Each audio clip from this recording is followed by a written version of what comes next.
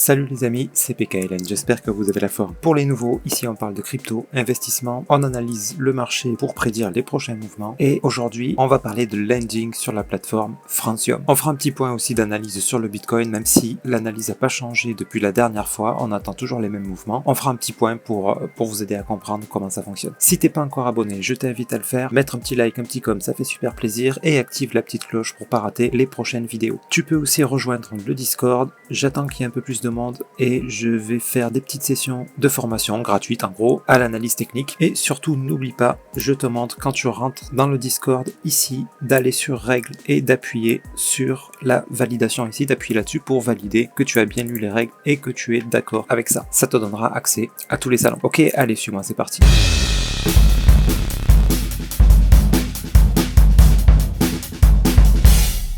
Donc la plateforme Francium, on va aller sur francium.io. Ok, c'est une plateforme de DeFi, donc de finances décentralisées. Aujourd'hui, ce qu'on va voir, c'est la partie lending. Qu'est-ce que c'est le lending? En fait, c'est simple, c'est vous prêtez votre argent, vous prêtez vos crypto et vous êtes récompensé, vous avez des intérêts qui sont vraiment très intéressants. Alors attention, la notion de prêt peut faire peur, mais il n'y a aucun risque que vous ne puissiez pas récupérer vos cryptos, bien sûr. C'est pas vous les prêtez à quelqu'un et puis si le mec il peut plus payer, il vous les rend pas. Non, ça fonctionne pas comme ça. Pour pouvoir emprunter de la crypto, il faut mettre un collatéral. C'est-à-dire que par exemple, vous voulez emprunter 1000 $ pour faire du trading avec en USDC. Vous allez mettre en collatéral du Bitcoin. Vous dites, j'ai pas envie de vendre mes Bitcoins pour acheter de l'USDC. Vous voulez les garder.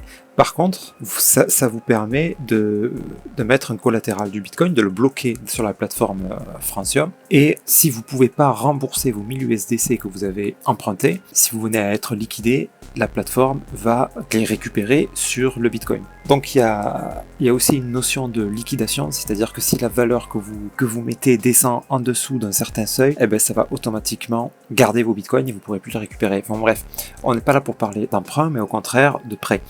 Donc tout ça pour dire que les gens qui empruntent, c'est pour une raison particulière et pour faire générer des profits et ils laissent un collatéral. Donc c'est-à-dire que ils sont obligés de rembourser. Et c'est pas quelqu'un qui va venir taper à la porte d'un huissier. Non, c'est un smart contract. Ça se fait automatiquement. Donc c'est vraiment sécurisé. Donc là, quand vous êtes sur francium.io, vous faites launch application. Donc vous devez connecter votre wallet. Et moi je vais connecter un de mes wallets.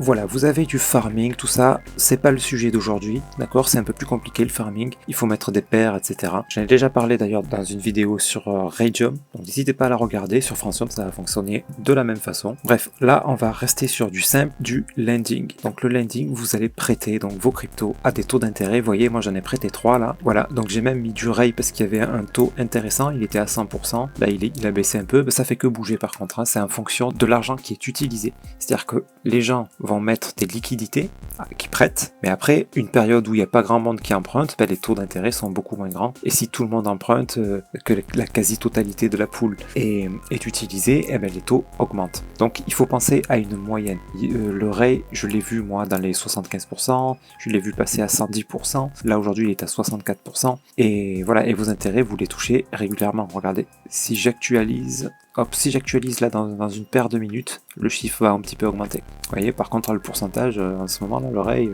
il a moins de succès.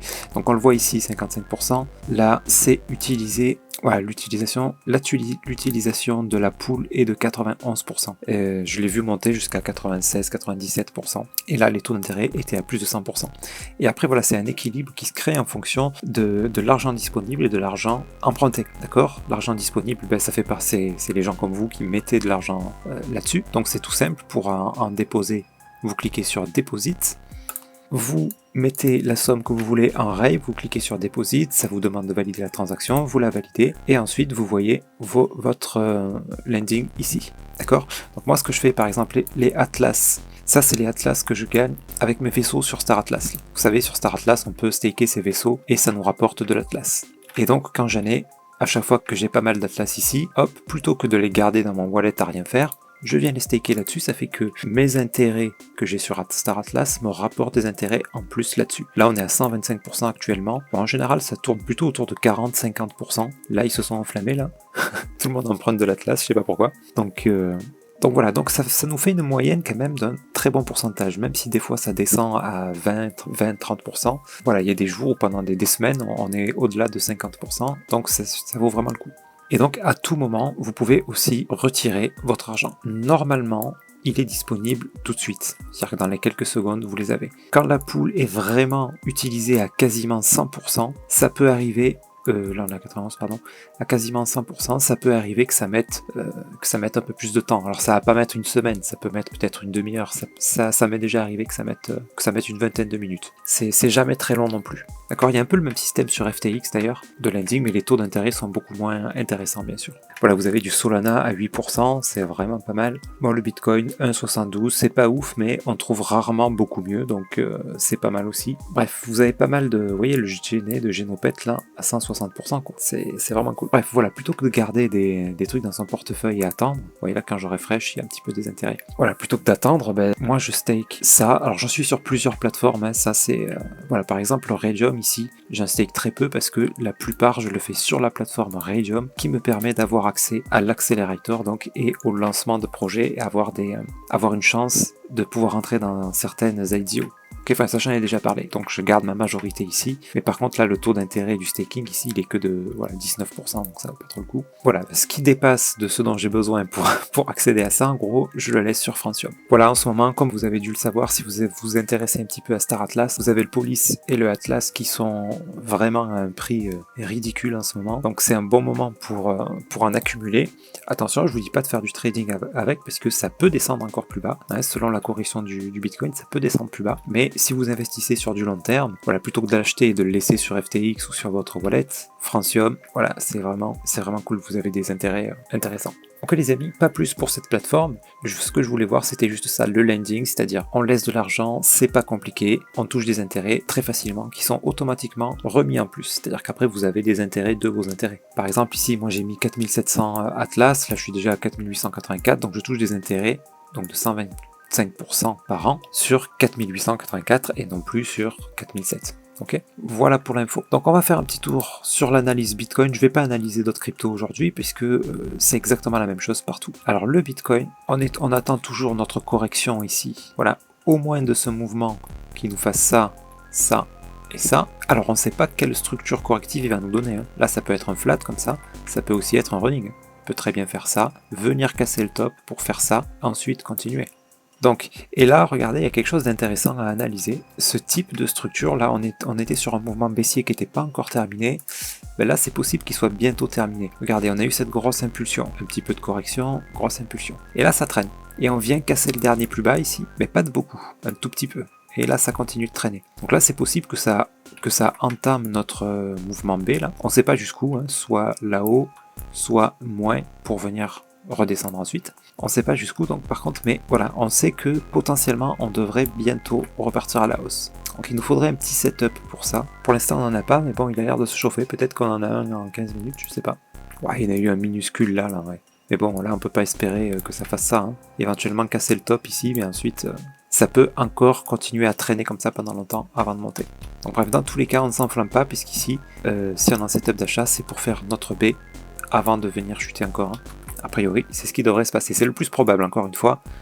Si demain, il y a une baleine qui décide d'acheter, que ça fait ça, bon, peut-être pas autant, mais comme ça, oh, remarque, si, il peut se passer ça, il y aura très probablement le C du running, hein, pour un A, B, C.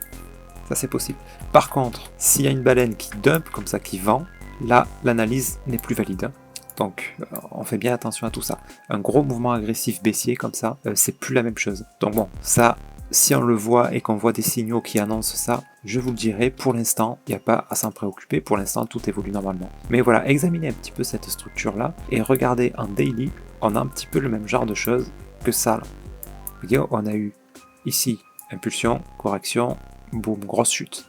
Et là on traîne, et on vient casser le plus bas, pas de beaucoup. Après, impulsion, correction, et là, setup de vente validé, et là, correction et ça monte. Bref. On va vers le haut, ok. Et bien en 1 heure, ça y ressemble beaucoup, là où on en est. Vous voyez, on est dans la phase où on a eu donc notre grosse impulsion, correction, grosse impulsion, et ça traîne. Ah, on est venu casser le dernier plus bas, mais pas de beaucoup. Là, on a eu des petits setups d'achat, mais bon, ça peut traîner encore, ok. Mais si on a un setup comme ça, là, ça voudra dire qu'on devrait entamer notre B. Ok les amis, voilà, c'était pour vous situer un petit peu où on en était, mais on est toujours sur la même analyse, hein. On attend toujours notre grande correction pour une continuation vers le haut. Sur ce les amis, prenez soin de vous et de votre portefeuille, je vous souhaite une excellente journée, je vous dis à très bientôt, c'était PKLN, merci.